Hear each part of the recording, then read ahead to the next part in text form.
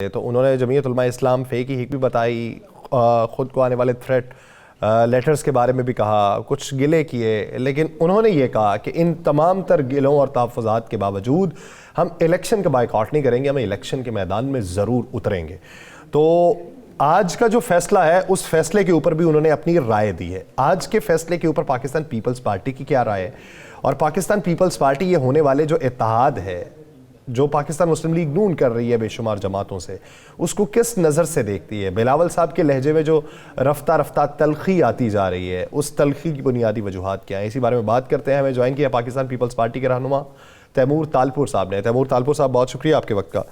तैमूर तालपुर साहब, जो दोपहर से लेके रात तक एपिसोड चला है सुप्रीम कोर्ट के अंदर, पहले मुलाकातें, फिर उसके बाद अटॉर्नी जनरल पहले गए, मुलाकात करके आए, फिर वर्ती के अंदर आ गए, फिर उसके बाद समाअत शुरू हुई और इलेक्शन कमीशन ने अपील दायर की, तो उसके ऊपर वो समाअत हुई, तो फिर फैसला जारी हुआ जिसमें आपकी जमात भी जो थी वो फरीक बनना चाहती थी, लेकिन वो तमाम जमातों के फरीक बनने से पहले ही आज उसका फैसला भी जारी हो चुका है।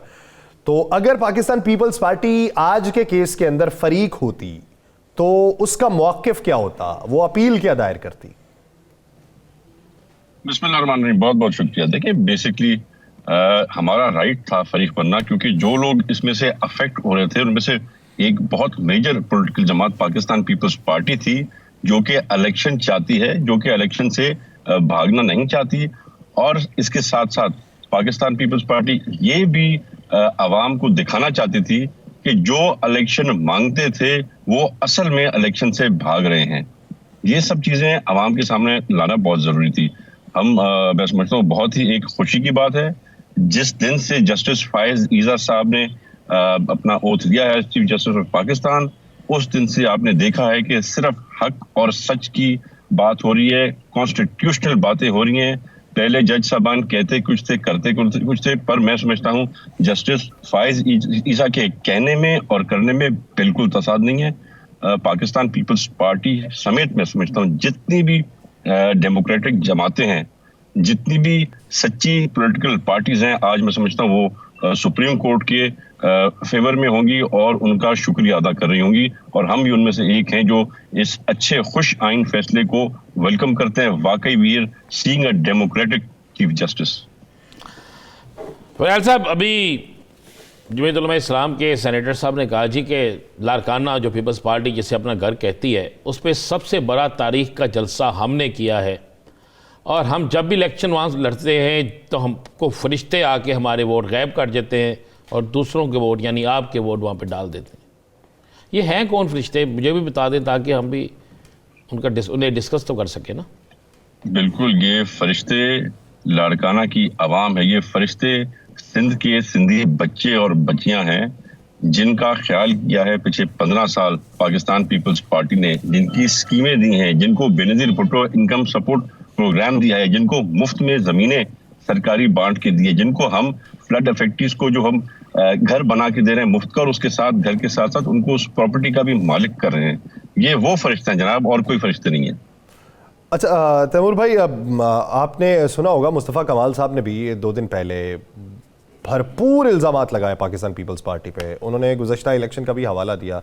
उन्होंने कहा जी बंदे आए, उन्होंने हमला कर दिया, अंदर सबको निकाल दिया गया, कुछ ही देर बाद जो है वो आरओ जो हैं वो पाकिस्तान पीपल्स पार्टी की जीत का ऐलान कर रहे हैं। तो कहते हैं कि इसी तरह की अब प्री पोल रिगिंग की तैयारियां हो रही हैं और ये रिगिंग उस दिन भी देखने को मिलेगी। तो उन्हें रिबटल के तौर पे क्या कहेंगे?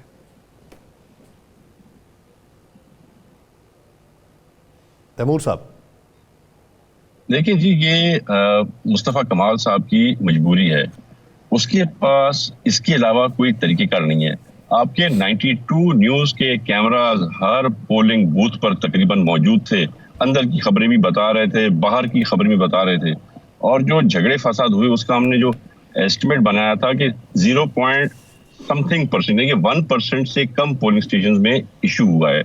तो इन हालात में इससे बेहतर साफ सुथरी क्लीन इलेक्शन क्या हो सकती है? चलिए, ये आपके ज़ाती ख्याल है, हम आपके ज़ाती ख्याल पे ऐसे नहीं बोल सकते, लेकिन कम अज़ कम मेरा और यासर का कभी हम किसी भी सियासी लीडर को ये अल्फाजदार नहीं करेंगे और ना ये सियासी लीडर की तो बात ही नहीं हो रहा जनाब, सियासी लीडर की तो बात ही नहीं हो रही है सर। वो सियासी लीडर ना होते तो सबसे ज़्यादा सीटें वो ना लेते ना, सियासी लीडर ना होते तो कौन सी सीटें? 25 सीटों पे उनको हुकूमत बना दी, सबको मिला के साथ बैठा दिया उसके। 25 सीटें तो आप कह रहे हैं ना सर, ये तो आप कह रहे हैं, ये तो वक्त क्या। चले ये बता दें कि अब कितनी सीटों के ऊपर हुकूमत बनेगी? मैं समझता हूं कि सिंगल लार्जेस्ट मेजॉरिटी तो किसी के पास भी नहीं होगी, पर ये उम्मीद रख रहे हैं कि जो सीटें जो निकल के आएंगी तो शायद उन जमातों में पहले नंबर पे मैं समझता हूं पाकिस्तान पीपल्स पार्टी होगी। अच्छा, फर्ज कर लें मफरूजे के ऊपर बात करनी है ना, अभी तक तो पोलिंग नहीं हुई, पोलिंग होगी, नतायज निकलेंगे तो पता चलेगा। फर्ज कर लें पाकिस्तान पीपल्स पार्टी जो है वो अक्सरियत हासिल नहीं कर पाती जमातों के अंदर और वो अक्सरियत PMLN हासिल कर लेती है। अब आपकी तरफ से वज़ीर आज़म के उम्मीदवार हैं बिलावल भुट्टो ज़रदारी, तो पाकिस्तान मुस्लिम लीग नून अपने उम्मीदवार के तौर पे मियाँ साहब को उतार रही है मैदान में, तो वो कभी भी बिलावल साहब को वज़ीर आज़म नहीं बनने देंगे। तो फिर क्या बिलावल साहब कैबिनेट में आएंगे? वज़ीर आज़म का उम्मीदवार कैबिनेट का हिस्सा बनेगा या फिर अवामी सियासत ही होगी? एक चीज़ ज़हन में रखें, मैं जिस पार्टी से ताल्लुक़ रखता हूँ उस में सदर जरदारी जो कि मुफाहमत के बादशाह हैं। पहली बात तो ये ख्वाब हम देखें ही ना कि सिंगल लार्जेस्ट जो वोट हैं वो नून लीग के पास होंगे, क्योंकि आप जहन में रखें कि और भी बहुत सी पार्टियां हैं और उनके साथ बड़े अच्छे ताल्लुकात, बड़ी अच्छी बातचीत आजकल सदर जरदारी की चल रही है। तो यहाँ वहाँ से जो अच्छी पार्टियों का तज़किरा कर दें, क्योंकि हमारे इल्म में तो PTI है, JUIFA है, IPP है, उसके अलावा PTI पार्लियामेंटेरियन है, PMLQ है, तो सिवाय PTI के बाकी जमातों से तो इलाहाक करके बैठी PMLN, उधर BAP से भी, तो GDA से भी बात चल रही थी, चले वो नहीं पाया तकमील तक पहुंची, MQM से भी कर लिया। तो पीछे कितनी अच्छी पार्टियां हैं जिसके साथ पीपल्स पार्टी की बात चल रही है। पाकिस्तान पीपल्स पार्टी की हर उस जमात जो इलेक्शन में वोट लेके आएगी, जो सीटें निकाल के आएगी, हर उस जमात से के साथ बातचीत होगी, सिवाय उसके अगर किसी का सरबरा तब भी इमरान खान रहा, उसको मैं डाउटफुल देखता हूं। अब तो वो सरबरा है ही नहीं सर, सरबरा नहीं है, उसकी पार्टी कैसे आ रही है, बल्ले का निशान मिल रहा है नहीं मिल रहा है, तो ये तो एक डिबेट हो जाएगी जो मैं समझता हूँ it will be too early. शायद अभी तक सदर जरदारी ने भी ये ज़हन नहीं बनाया होगा कि वो इनके साथ कुछ करेंगे या उनके साथ से एब्सटेन करेंगे। तैमूर साहब, आप कह रहे हैं कि बल्ले का निशान मिलेगा या नहीं मिलेगा, तो क्या सारी सियासी जमातें बल्ले के निशान के खिलाफ क्यों हैं? सियासी मैदान में है, ठीक है, जिसने गलत किया उसको आप कहे ना इलेक्शन लड़े, बाकी तो सियासी मैदान में है, सियासी मैदान में आके मुकाबला करें।